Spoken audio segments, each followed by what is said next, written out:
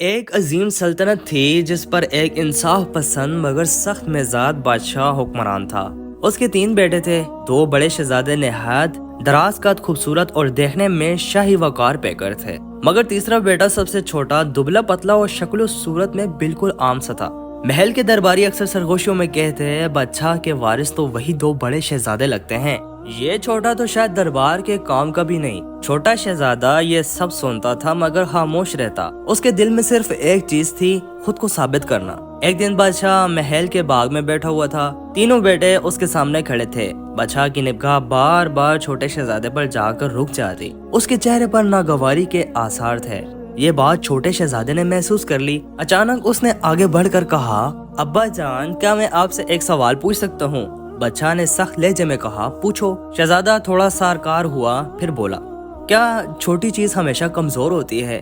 دربار میں خاموشی چھا گئی۔ پھر وہ آگے بڑھا، بکری قد میں چھوٹی ہوتی ہے مگر پاک اور فائدہ مند ہے، اور ہاتھی بڑا ہونے کے باوجود بہت سی جگہوں پر بوجھ بن جاتا ہے۔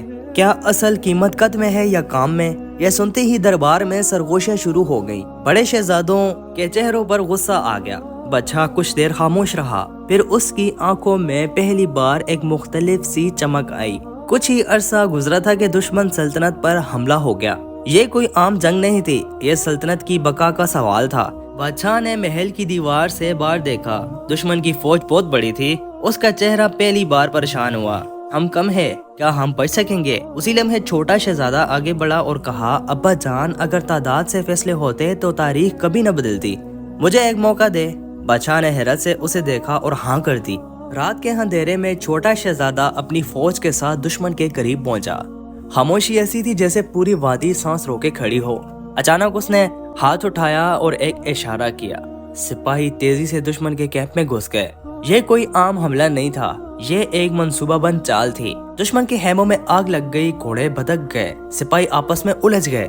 دشمن سمجھ ہی نہ سکا کہ حملہ کہاں سے آیا ہے۔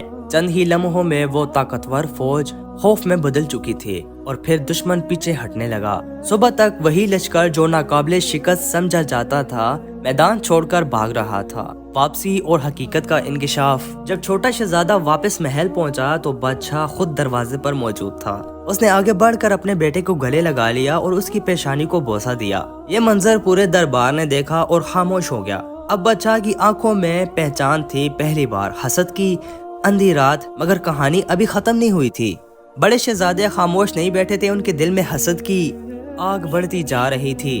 ایک رات محل کے اندر ایک خفیہ سازش ہوئی۔ چھوٹے شہزادے کے کھانے میں زہر ملا دیا گیا، مگر قسمت نے ایک موڑ لے لیا۔ ایک نوکرانی نے سب کچھ دیکھ لیا تھا۔ وہ دوڑتی ہوئی شہزادے کے پاس پہنچی اور چیخ کر بولی، مت کھائیے، اس میں زہر ہے۔ شہزادے نے پیالہ ہاتھ میں لیا، اسے دیکھا اور آہستہ سے زمین پر رکھ دیا۔ اسی لمحے محل کی دیواریں جیسے سچائی کی گواہ بن گئی ہوں۔ بادشاہ کو جب ساری حقیقت معلوم ہوئی تو اس کا دل ٹوٹ گیا۔ اس نے اپنے بڑے بیٹوں کو بلایا اور صرف اتنا کہا، تم نے خون سے تخت نہیں جیتا، تم نے اپنے باپ کے اعتماد کو مار دیا ہے۔ انہیں سلطنت کے دور دراز علاقوں میں پہنچا دیا گیا، اور چھوٹا شہزادہ جو کبھی سب کی نظروں میں کمزور تھا اب ولی عہد بن چکا تھا۔ اصل طاقت نہ قد میں ہوتی ہے نہ شکل میں، اصل طاقت انسان کے کردار، عقل اور سچائی میں ہوتی ہے، اور وقت ہمیشہ انہیں تخت دیتا ہے جو دل کے سچے ہوں، جسم کے نہیں۔ مزید اس طرح کی کہانیاں سننے کے لیے محمد اسماعیل وائس چینل کو ضرور سبسکرائب کریں اور ساتھ میں دیے گئے بیل پر کلک کریں۔ اللہ حافظ۔